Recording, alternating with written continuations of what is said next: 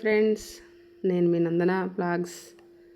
మన బ్లాగ్లోని ఈరోజు కమ్మటి నూరూరించే దొండకాయ పచ్చడి, అన్నీ పచ్చి వాటితోనే చాలా చాలా రుచిగా ఉంటుంది.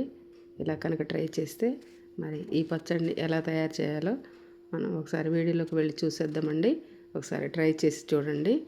ఇక్కడ నేనైతే ఒక 1/2 కేజీ దొండకాయలు తీసుకొని శుభ్రంగా కడిగి రౌండ్గా ముక్కలు కట్ చేసి పెట్టాను. ఈ విధంగా కట్ చేసుకుంటే పచ్చడిలో మనకి దంచుకోవడానికి బాగుంటుంది. రోట్లోనైనా సరే, మిక్సీ అయినా సరే. ఒక 10-15 పచ్చిమిరపకాయలు తీసుకొని ఇలా నీట్గా కడిగి పక్కన పెట్టి ఉంచాను. అవి మిక్సీ జార్లో వేసేసుకుందాం. ఇప్పుడు ఒక మిక్సీ జార్ తీసుకొని మిరపకాయలు వేసుకున్న తర్వాత తగినంత సాల్ట్ వేసుకోండి. 1 స్పూన్ పసుపు వేసుకోండి. అలాగే తర్వాత మీ దగ్గర ధనియాలు ఉంటే ధనియాలు వేసుకోవచ్చు. నేనైతే పొడి వేసాను. 1 స్పూన్ జీలకర్ర వేసుకోండి. అలాగా వేసుకున్న తర్వాత మిగతా ప్రాసెస్ ఏంటో చూసేద్దాము. ఇప్పుడు ఒక 6-7 వెల్లుల్లి రెబ్బలు వేసుకోండి.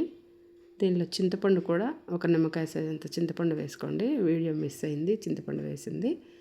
కచ్చాపచ్చగా మిక్సీ వేసుకోవాలి.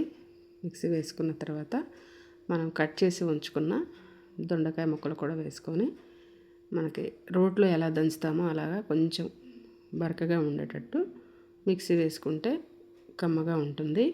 మీకు రోల్ అవైలబుల్గా ఉంటే రోట్లో దంచుకోవచ్చు, లేదంటే ఇలా మిక్సీ జార్లో కూడా చేసుకోవచ్చండి. ఈ విధంగా సింపుల్గా నోరూరించే దొండకాయ పచ్చడి, అన్ని పచ్చివాటితోనే ఈ విధంగా మిక్సీ వేసుకున్న తర్వాత ఒక బౌల్లోకి షిఫ్ట్ చేసుకోండి. చేసుకున్న తర్వాత దీనికి సింపుల్గా చిన్న పోపు పెట్టుకున్నాము. పచ్చళ్ళకైతే కొంచెం ఆయిల్ ఎక్కువే పడుతుందండి. అమ్మో అంత ఆయిల్ అనుకోకండి, ఆయిల్ ఉంటేనే రుచిగా ఉంటుంది. తగినంత ఆయిల్ వేసుకొని 4 వెల్లుల్లి రెబ్బలు కచ్చపచ్చగా దంచి వేసుకోండి. వేసుకున్న తర్వాత 1 స్పూన్ పోపు గింజలు వేసుకోండి. ఇవి కొంచెం వేగిన తర్వాత 2 ఎండుమిరపకాయలు మధ్యలోకి తుంచి వేసుకోండి. చిటికెడంత ఇంగువ కూడా వేసుకోండి, బాగుంటుంది. ఇంగువ వేసిన తర్వాత మిరపకాయలు వేసుకున్నాము. చాలా రుచిగా ఉంటుంది. దోశలోకి, ఇడ్లీలోకి, వేడివేడి అన్నంలోకి నెయ్యి వేసుకొని తింటే మాత్రం చాలా బాగుంటుంది. మనకు పోపు రెడీ అయిపోయింది. స్టవ్ బంద్ చేసిన తర్వాత కరివేపాకు వేసాను. ఇప్పుడు ఆ పోపు తీసుకొని మనం పచ్చట్లోకి వేసేసుకున్నాము. సింపుల్గా అండి, అంతే రెడీ అయిపోయింది. మనకి పచ్చి దొండకాయ పచ్చడి రెడీ అయిపోయింది. ఇలాగా పోపు పెట్టుకున్న తర్వాత మొత్తం అంతా కలిసేలా ఒకసారి కలుపుకోండి. ఈ విధంగా చూడండి.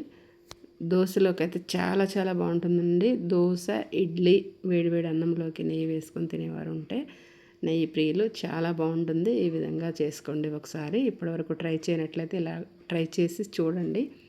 మీకు ఎలా వచ్చిందో కామెంట్ రూపంలో తెలియచేయడం మర్చిపోకండి. ఇంత రుచికరమైన రెసిపీ ప్రతి ఒక్కరు కూడా మిస్ అవ్వకుండా చూస్తారని అనుకుంటున్నాను. సరే చూడండి, మీ ఫ్రెండ్స్, ఫ్యామిలీ, రిలేటివ్స్ షేర్ చేయండి, సబ్ చేసుకోండి. Thanks for watching.